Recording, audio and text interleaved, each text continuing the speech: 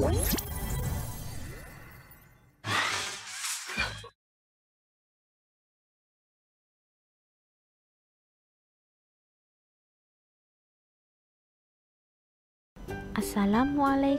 warahmatullahi wabarakatuh. Bagaimana kabarnya anak-anak Al-Firdaus kelas 6A, B, dan C? Semoga kalian dalam keadaan sehat walafiat. Amin. Sudah siap belajar? Saya basmalah. Bismillahirrahmanirrahim. Baik, hari ini kita akan belajar tema 1, selamatkan makhluk hidup. Subtema 3, ayo selamatkan hewan dan tumbuhan, pembelajaran 1 sampai 6. Hari ini kita akan belajar penyebab punahnya tumbuhan dan hewan, yaitu yang pertama, perburuan liar, kedua, penebangan hutan secara liar, yang ketiga, adanya sistem pertanian berpindah-pindah, dan keempat, pembangunan penginapan. Cara melestarikan hewan dan tumbuhan. Yang pertama, tidak menebang hutan sembarangan. Kedua, melakukan reboisasi. Ketiga, tidak melakukan perburuan liar. Keempat, melakukan penangkaran hewan. Yang kelima, menghukum pelaku perburuan dan penebangan liar. Serta keenam, membangun taman nasional atau Swaka Marga Satwa. Upaya pelestarian hewan dan tumbuhan yang diupayakan pemerintah ada dua ya. Yang pertama, ada pelestarian in situ, yaitu pelestarian yang dilakukan di habitat asli hewan atau tumbuhan tersebut berada. Contohnya, Taman Nasional Ujung Kulon di Banten, Cagar Alam Pasi di Kalimantan Barat, Hutan Lindung Sungai Wain ada di Kalimantan Timur. Yang kedua, ada pelestarian ex situ, yaitu pelestarian hewan dan tumbuhan yang dilakukan di luar habitat aslinya. Contohnya, Kebun Raya Bogor ada di Jawa Barat, Kebun Plasma Nutfah Cibinong di Jawa Barat, dan Kebun Binatang Ragunan di Jakarta. Contoh hewan yang dilindungi yaitu pertama, orangutan di Kalimantan dan Sumatera. Ada komodo di Pulau Komodo, harimau Sumatera, serta anoa dari Sulawesi. Negara tetangga kita yaitu Thailand juga melindungi hewan seperti gajah. Mari kita belajar kondisi politik negara ASEAN. Di antaranya yang pertama ada Indonesia. Bentuk negaranya republik, kepala negaranya presiden, ibu kota Jakarta, bahasa nasional Indonesia dengan mata uang rupiah. Yang kedua Singapura dengan bentuk negara republik, kepala negara presiden, kepala pemerintahan adalah Perdana Menteri dengan ibu kota Singapura, bahasa nasionalnya Inggris, Melayu, Mandarin, dan Tamil. Mata uangnya dolar Singapura. Ketiga ada Malaysia dengan bentuk negara kerajaan, kepala negara yang di-Pertuan Agung, kepala pemerintahan Perdana Menteri, ibu kotanya Kuala Lumpur, bahasa nasionalnya Melayu, dan mata uang ringgit. Keempat, Brunei Darussalam. Bentuk negara kesultanan, kepala negara sultan, ibu kota Bandar Seri Begawan, bahasa nasionalnya Melayu dan Inggris, mata uang dolar Brunei. Kelima, Filipina. Bentuk negaranya republik, kepala negaranya presiden, ibu kota Manila, bahasa nasionalnya Tagalog, Inggris, dan Spanyol dengan mata uang peso. Keenam ada Vietnam. Bentuk negaranya republik, kepala negara presiden, kepala pemerintahan Perdana Menteri, ibu kotanya Hanoi, bahasa nasionalnya Vietnam, dan mata uangnya dong.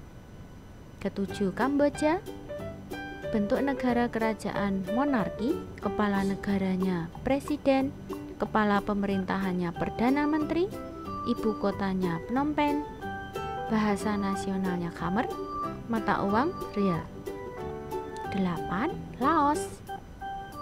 Bentuk negara Laos, republik, kepala negaranya presiden, kepala pemerintahan Perdana Menteri, ibu kota Vientiane, bahasa nasionalnya Lao, mata uangnya Kip. 9. Ada Thailand. Bentuk negaranya adalah kerajaan, kepala negara raja, kepala pemerintahannya Perdana Menteri, ibu kotanya Bangkok, bahasa nasionalnya Thai, mata uangnya Baht. Yang ke-10 ada Myanmar. Bentuk negara republik, kepala negara presiden, ibu kota Naypyidaw, bahasa nasional Myanmar, mata uang Kyat. Nah, Indonesia tergabung dalam 10 anggota negara ASEAN. Kerjasama ini sesuai dengan sila ketiga Pancasila sebagai dasar negara kita. Sekarang kita lihat ya sikap yang sesuai dengan Pancasila.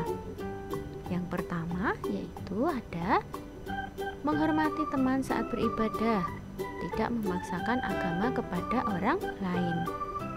Sila kedua, contohnya apa? Yaitu suka menolong, tenggang rasa, dan menjenguk teman yang sakit. Sila ketiga, cinta tanah air, rela berkorban, dan gotong royong.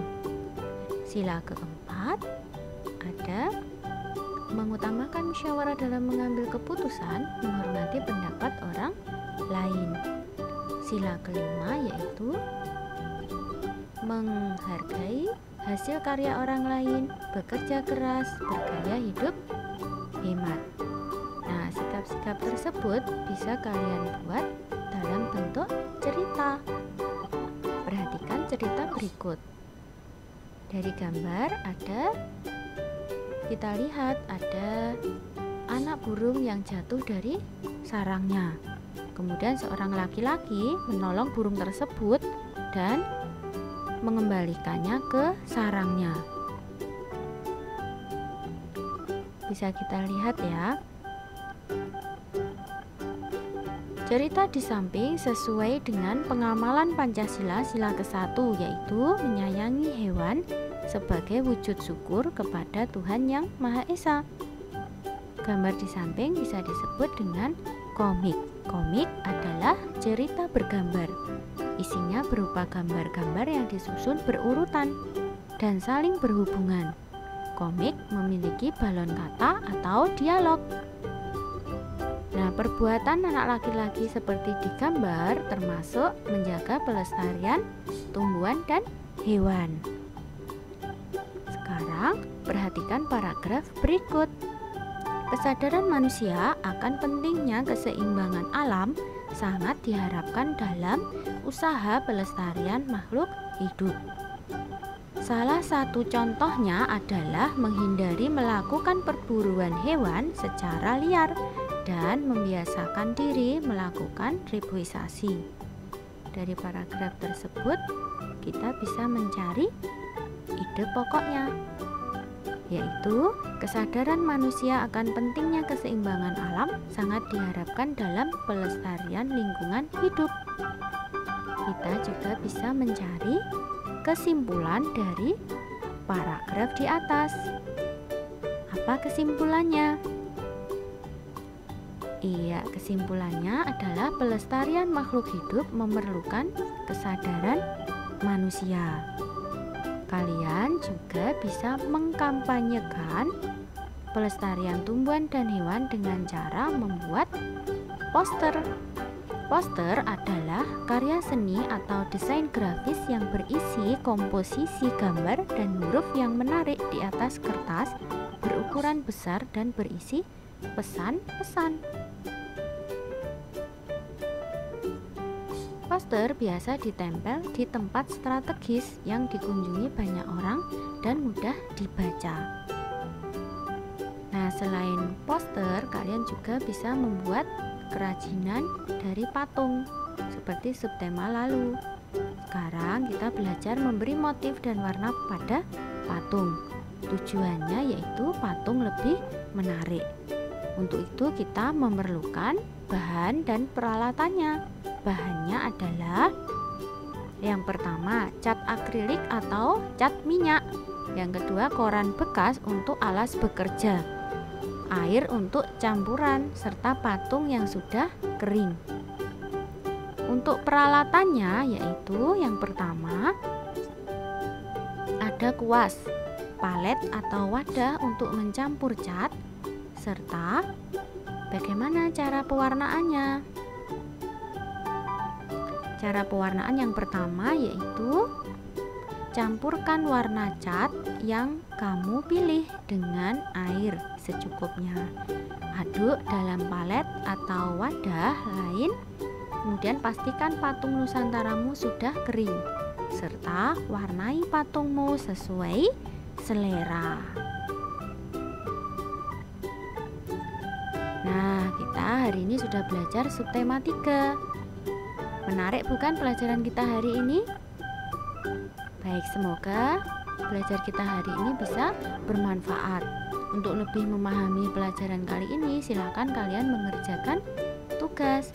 Ada tugas keterampilan, yaitu membuat poster pelestarian hewan dan tumbuhan di buku gambar, serta kerjakan uji kompetensi halaman 91, 92, 93, 94, dan 95. Setelah ini kalian segera mengerjakan dan kirim di Google Drive kalian masing-masing ya. Tetap semangat belajar dan jaga kesehatan kalian dengan tetap mematuhi protokol kesehatan. Wassalamualaikum warahmatullahi wabarakatuh.